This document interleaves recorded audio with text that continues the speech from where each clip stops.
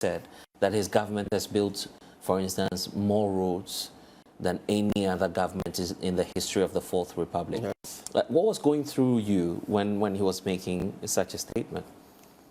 Well, I felt that maybe he has been misled into saying some of the things that he has been saying. I've been in government before, and we, together with Dr. Kwabranche, have been in charge of a sector before. And when a presidential address was being prepared, the sectors would send the inputs. So, to be fair to the president, he may not personally know everything else that is contained in the document. So, it is easy for his ministers to mislead him. And so, we felt that some of the things he said were not born out of the facts. But we won't blame him alone. We blame the system. So I remember this is not the first time he mentioned this road thing. He had mentioned it, I think, last year. Yeah, last year as well. And my response, that year he was saying over 11,000 kilometers. And so I said, I'm not sure the president has the faintest idea about how the length of 11,000. And I said that flying from Accra to London and back, that is what he's talking about. And he claims he has constructed roads. So when you put together, can link Accra and London with a dual carriage.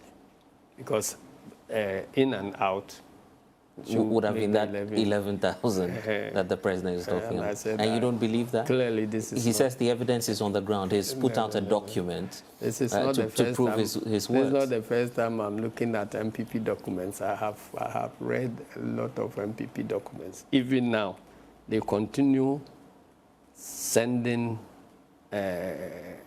cooking things and presenting to Parliament. We made this point a long time ago when this economy was running into crisis. We kept saying that they were cooking the books. You guys didn't understand that. If you had taken an interest in what was happening and we had stood up to maybe shame and stop them, we wouldn't be where we are now. They were cooking the books to look like they were performing wonders and creating the impression that economy was the best performing economy. And so you see, they are cooking the books. Be careful, be careful, be careful. Now, all of a sudden, the bubble has burst. And we are where we are now. We are a junk state. If you compare our status with an individual, it is like undischarged bankrupt person. That's the level we've gotten to. Yes, that's the level we've gotten to. You know, in the mercantile law and others, as an individual, you can get to a point where you can't pay your debts. And so, but you still feel that you have the right to live. And to avoid the harassment of your debtors and so on. So you apply to be declared bankrupt.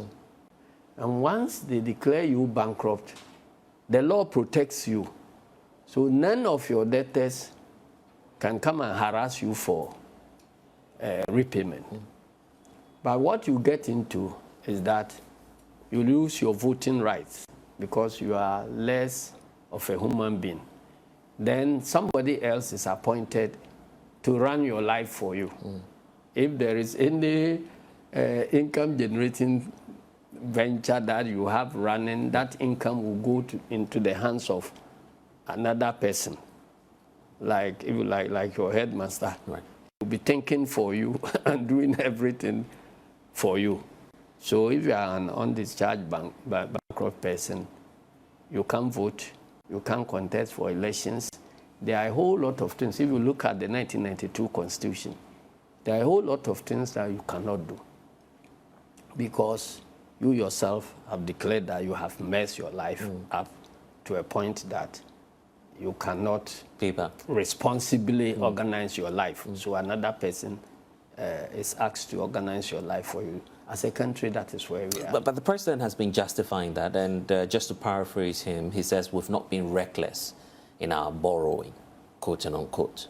Those were the words of the president. He believes that there's evidence to back whatever he's borrowed the money for. He's not justifying. He's denying the reality. He's still either staying in the state of denial, or is somebody who still think that he can continue to mislead people because of his powers of oratory. Say sweet things about a bad situation. But I always keep saying that